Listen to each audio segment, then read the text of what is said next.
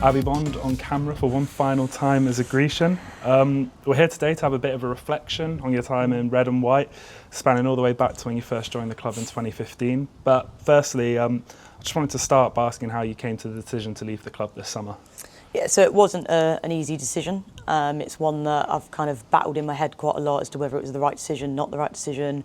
But there's part of you where your heart and everything's just saying it wants to carry on playing, especially for this club. But mine's kind of saying I'm getting tired now. As we know, we're not kind of privileged to playing full time. And with me, I'm juggling a full-time job along with the part-time football. And the club's moving forward, and it's amazing. And I'm glad to have been a part of it and how much it's grown over the last few years. But now it's kind of becoming quite a struggle for me to balance the chores that come with it. You're working a full-time hours. What a lot of people don't realise, it's not just training 2 nights a week and a game on a Sunday. It's extra gym sessions, it's video analysis on a Monday night, and then the travelling on top of that. And last season, I was starting to feel it a little bit, but still felt fine. Felt I could keep going.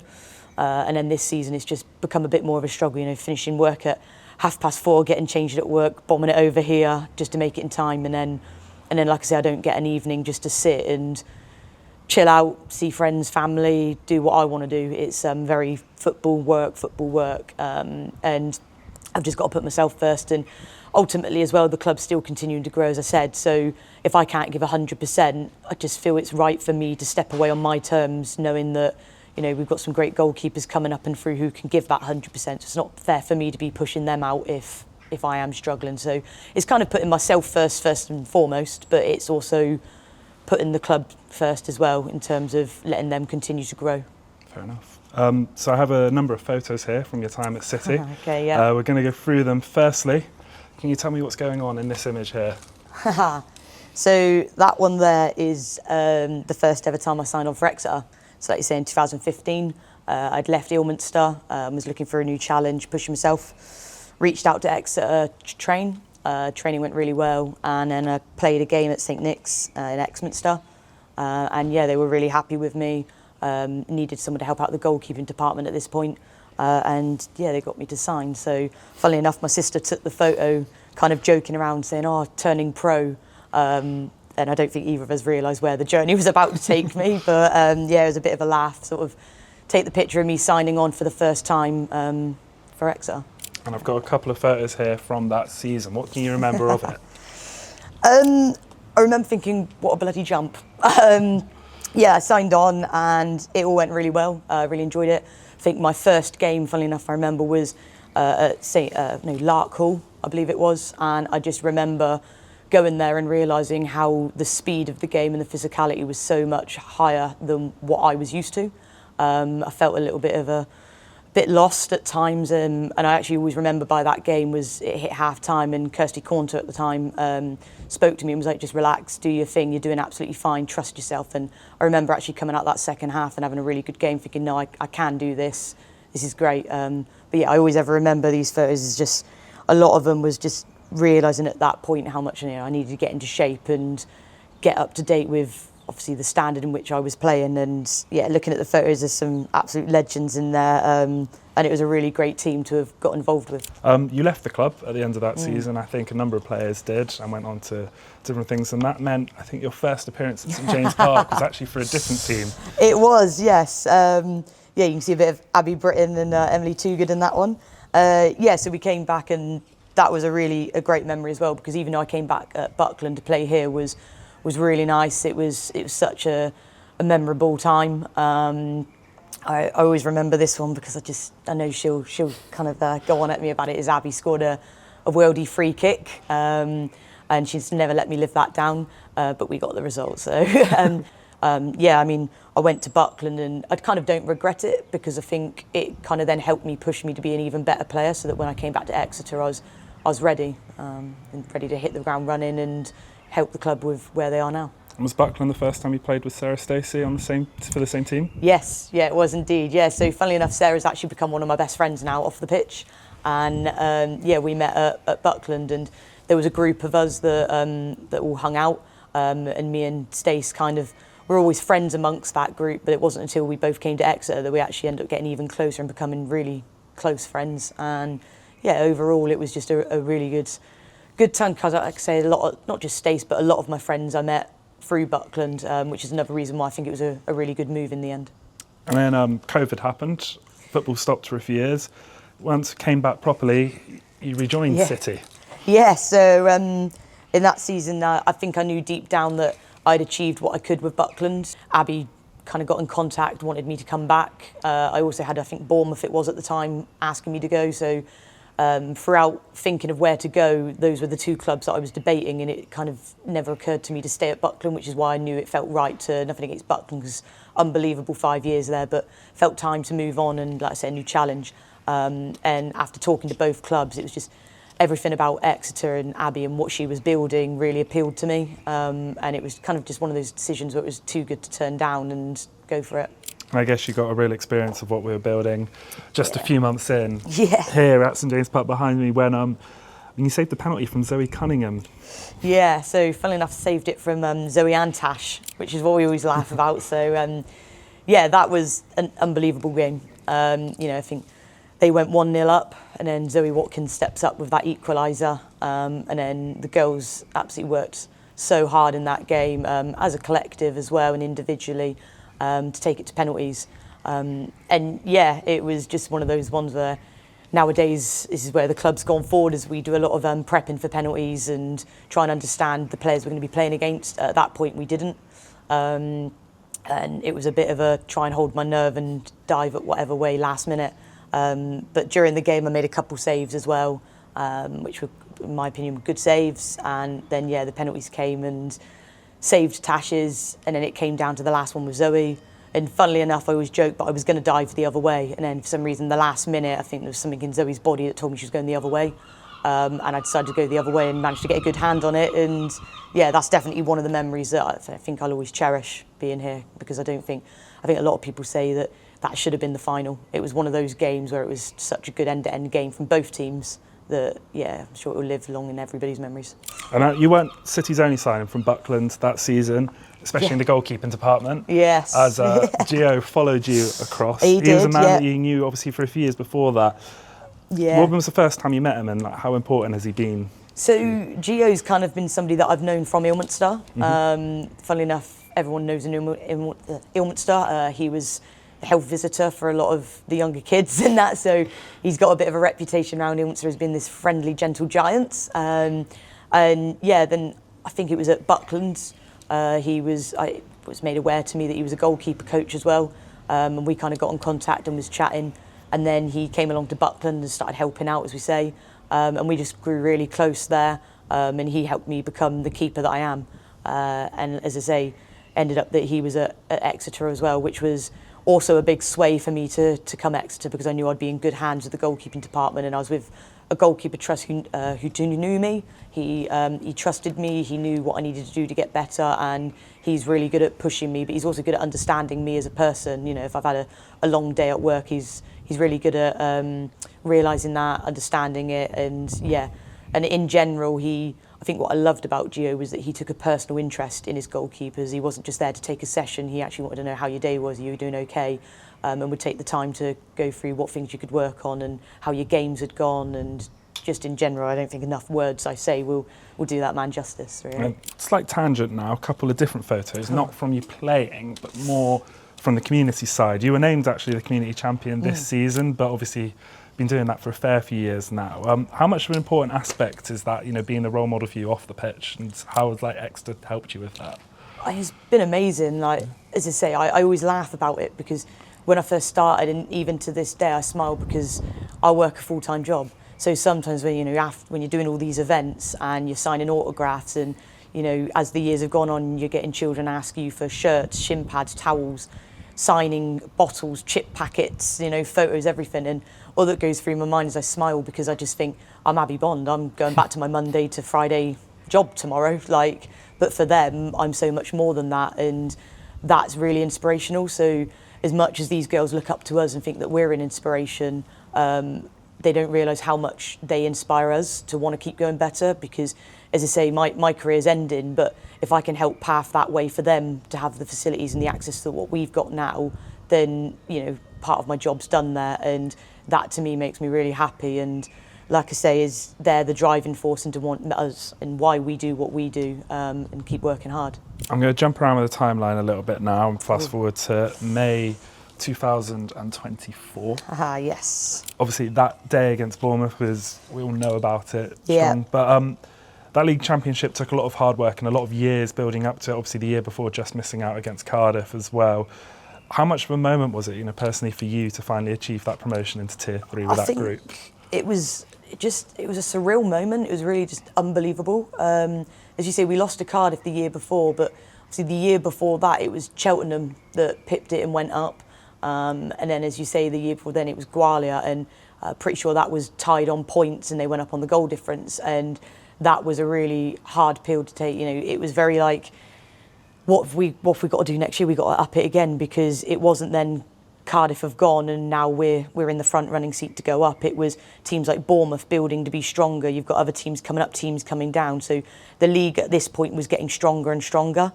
And we knew that we were that close, and we had to really keep going now and push on. And the whole season, there was a few results that didn't go our way, but then the girls really dug deep when we needed it. And yeah, that last game of the season, I think, epitomised how the season went.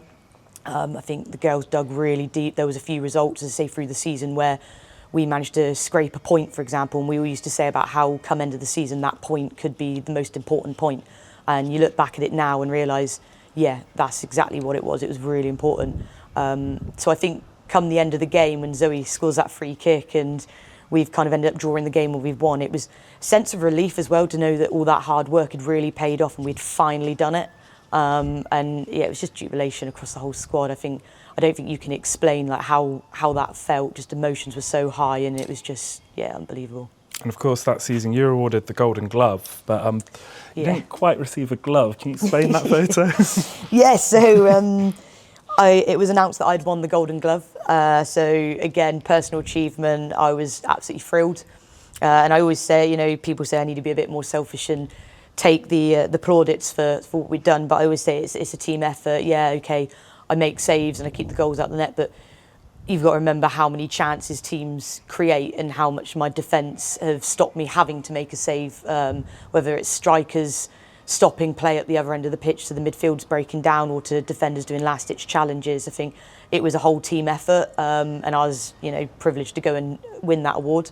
So we got invited to Wembley. I got a +1, so of course I took Gio because I felt like he should have celebrated that just as much as I do.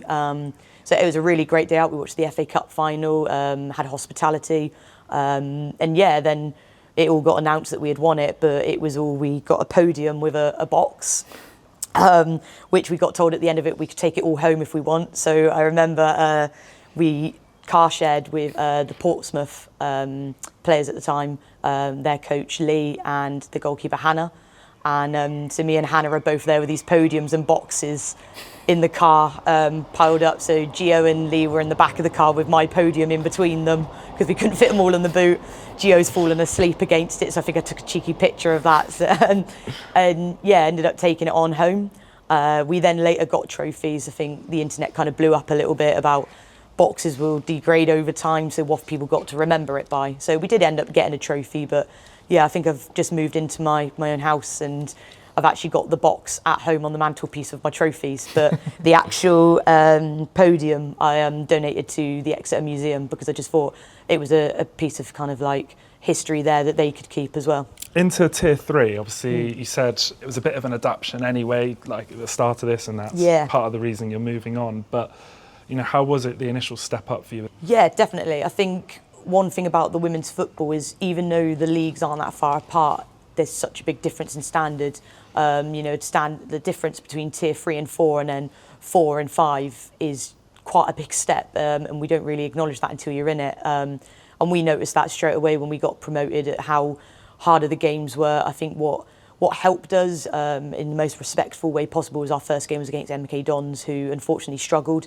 But I think that was quite a nice way to start the season because it settled a lot of our nerves. We played here at SJP, we got a convincing result, and I think that kind of helped build what we wanted to continue doing. But in general, the standard was really hard. But I think a lot of us girls were kind of saying is there was a lot of that pressure. But we really loved that, because that's why you want to get higher, you want to play the high standards, you want to play the great teams, and you want to have that pressure, because that's why you play football. And yeah, in general, it was just really surreal to realise the teams that you were going to be playing, the facilities that we were going to be going to as well, and the backing from the club as well that season was really great as well. And I've got a picture here from one of the facilities you were going to be going to, which is at Watford this year, with the latest goalkeeping union at the club. And you know, alongside Carly, Liv and Andrew in that photo, you've built a real strong unit, which I guess it's almost like you could be quite proud of leaving and going forward and letting it go forward. Yeah, definitely. I think that's another reason, as you say, why I've chosen to leave. I think the goalkeeper department's in a really strong position. You know, we've got Liv stepping into the number 1 spot, who has had years of being underneath me and learning, and she's also taught me things as well. And we've built up a really great friendship. She likes to call me her mum, which I still kind of slap around the face about. So I'd rather an older sister or an auntie. But yeah, in general, it's a really great goalkeeper union. And as you say, you've now got Carly coming up alongside Amy Lockyer, who's been training with us as well, who are 2 16-year-olds that are unbelievable talents, and with the right coaching from Andy, who I'm really positive will do great. They're going to become really great, exciting keepers, and yeah, it's just time for the next generation, isn't it, to take it to that next level. And I've got one final image here, which I think symbolises the changing of the guard from your final league game here. The substitution coming off for Liv just after half time. Yeah, it's quite an emotional moment. Can you sum up what you were feeling in that one? I think it was a really emotional day in general, and I knew the plan was to sub me off, and I've kept quite calm, quite okay, and kind of like I don't think it really hit me. And then as soon as I got subbed off and everyone was clapping and people are coming up to me and hugging me and whatnot, I think that's when I started to tear up quite a lot, and I was thinking calm, composed, you know. But I think that was when it finally hit that this is it, I'm walking off now, this is my last game. And I got up to Liv, who, even though I'll say it, she's cried a few times and sent a few messages about how much she's upset by it.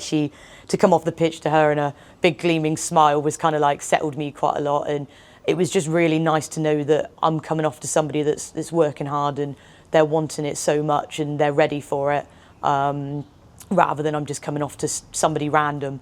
And I think that was a really nice touch for me personally, was just knowing that somebody I've worked with for 3 seasons now, I've helped build her up to where she is, I'd like to think. So it was kind of like a nice moment of passing the baton over, and that this is my goodbye, but this is your hello to the stage that you're going to be performing on now. And I think that was just a really nice touch for me and her. Mm-hmm.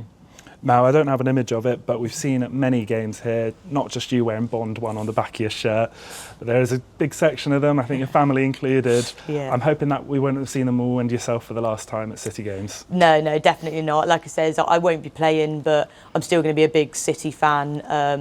I think one of the things that I bought into when I came to Exeter was that whole family feeling and atmosphere that they have here. For me, when I join a club, I buy into a club, and I'll give my 100%.